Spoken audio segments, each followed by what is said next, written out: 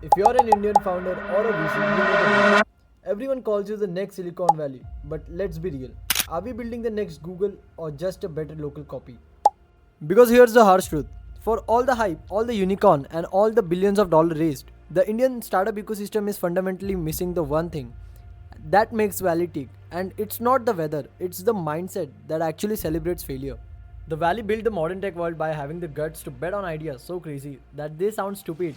Ideas that would get laughed out of a boardroom in Mumbai or Delhi. They built category kings, not just local market leader. And the founder who failed big there, they got their next funding round even faster. In this video, we are ripping the lead of 4 critical yet simple lessons Indian VCs and founders must adopt right now if they want to build meaningful businesses. Point number 1, the mindset shift from copycat to category king. You know the biggest trap Indian startup fall into is not lack of capital or even lack of talent. It's lack of originality. We are often too comfortable building what I call a localizer company. Oh, the US has Uber, we will make Ola. The US has Amazon, we will make Flipkart. And don't get me wrong, these companies are massive successes and have solved uniquely Indian logistical nightmares. But that's only one half of the story. The issue with localizer mindset is that it sets a low ceiling on your ambition. You're always playing catch up, always benchmarking against someone else's playbook. You're building India's best, but you're not building the world's first. Category creation, the Silicon Valley DNA. Silicon Valley, by contrast, is obsessed with category creation. They want to go from 0 to 1. As Peter Thiel famously put it, they don't ask how can we be another Amazon. They ask what is the next Amazon. They look at a massive unsolved problem in the world. A problem so fundamental that people didn't even realize they had it. And they build radically new solution. Take a look at a company like Zerodha here in India. While you could technically call them a brokerage platform, what they really did was fundamentally rethink how an entire generation of Indians interact with the stock market. They were category creators. They didn't just copy a legacy American brokerage model. They stripped away the complexity, slashed the fees, and built a tech-first platform that redefined the market. That's why their growth wasn't just fast, it was foundational. The stigma of failure.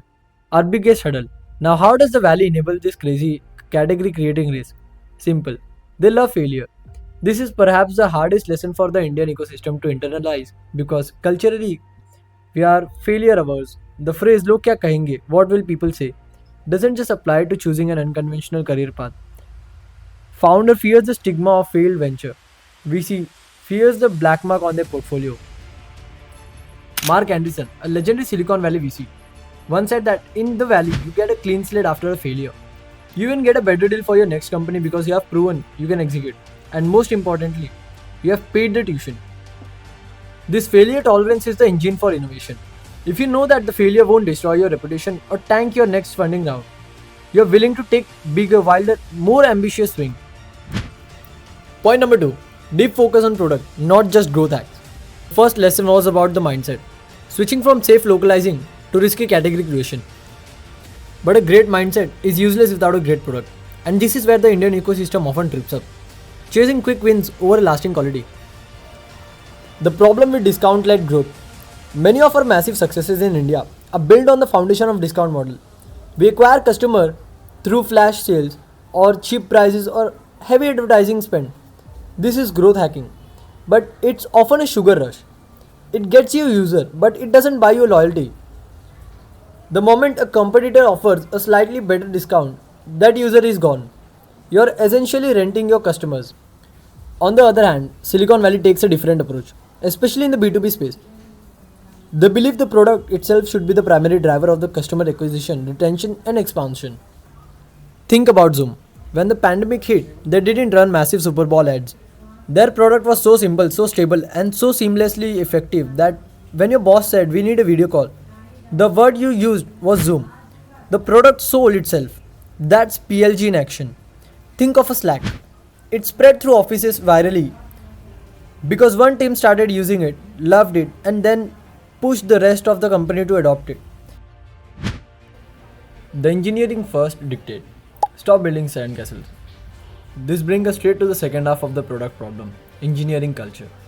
Silicon Valley lives and breathes by an engineering first rule.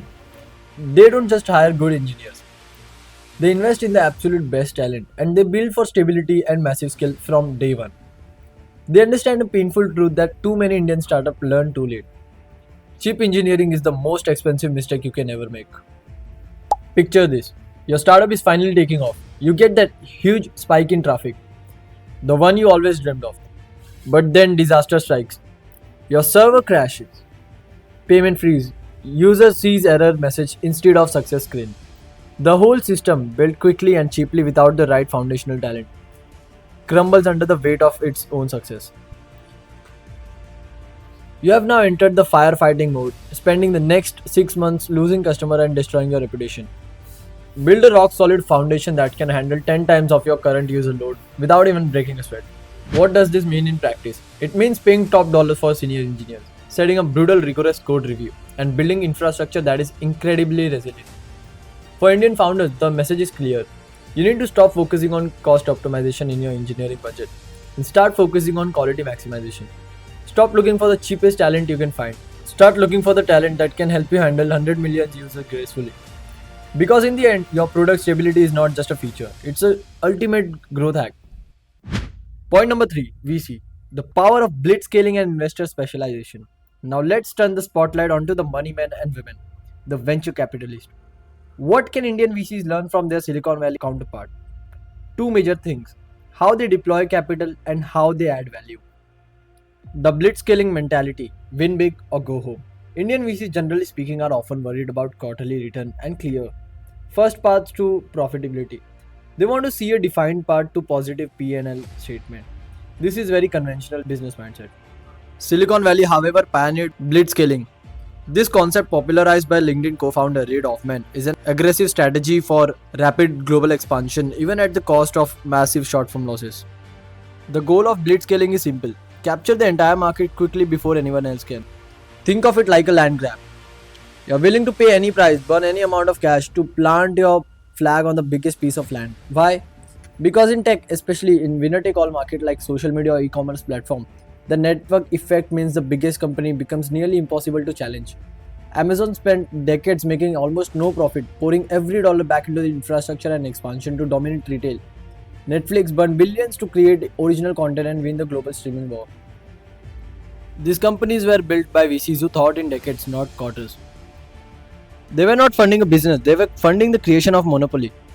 This requires a monumental level of risk tolerance. Indian VCs need to shift their focus from when will this company become profitable to how large can this company's defensible market share become.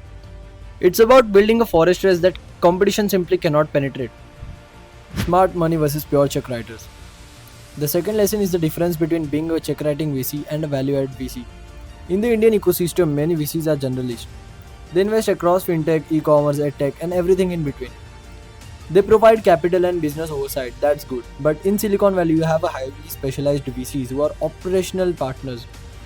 You have the fintech VC who previously built and sold a fintech company. You have the SaaS VC who sits on the board of 10 successful SaaS company and knows exactly what technical debt look like. These are the smart money investors, and they don't just ask you about your margins. They actively help you to find your chief technology officer, introduce you to the CEO of potential global partner, and guide you through the tricky US regulation because they have been there themselves. For Indian founders, the takeaway is to start interviewing your VCs just as hard as they interview you. Don't just take the highest offer. Find the partner who brings the deepest domain expertise and the strongest global network to the table. That value add is often far more than any extra $1 million in capital. Point number 4, thinking global from day one. The simple and perhaps most liberating lesson is simple. Think global from day one. For decades, the Indian startup market was synonymous with domestic market potential. The narrative was India has 1.4 billion people. Just capture 1% of that and you're huge.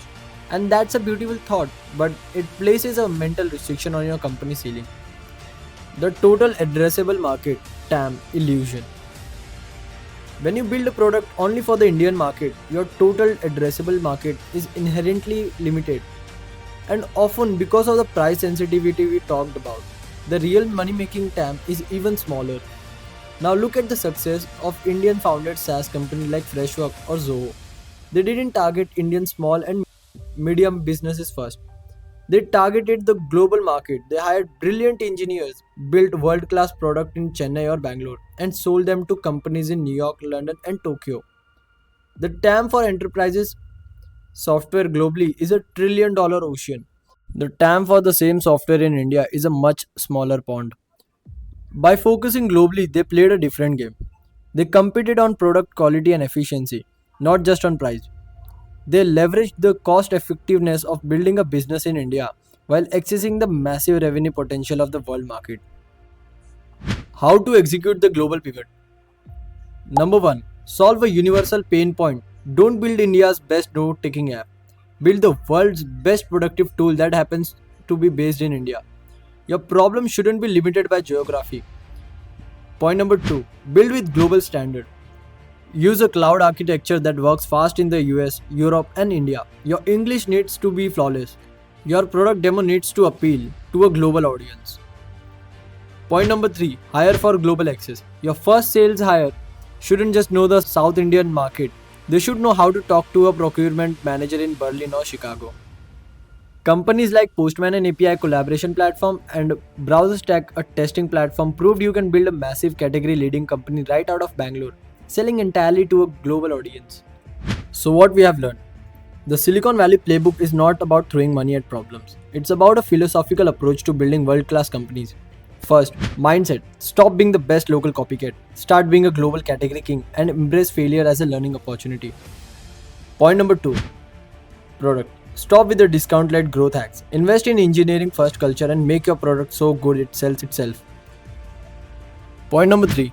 Capital. VCs need to embrace blitzscaling. Thinking decades, not quarters, and founder needs to chase value-add specialist VCs. Point number 4. Ambition. Ditch the domestic limitation, build in India, but aim for the global total addressable market. This is the change we need to see for the Indian startup story to move from being an incredible local success to a true global dominance. If you're ready to stop copying and start building the future, hit that subscribe button right now.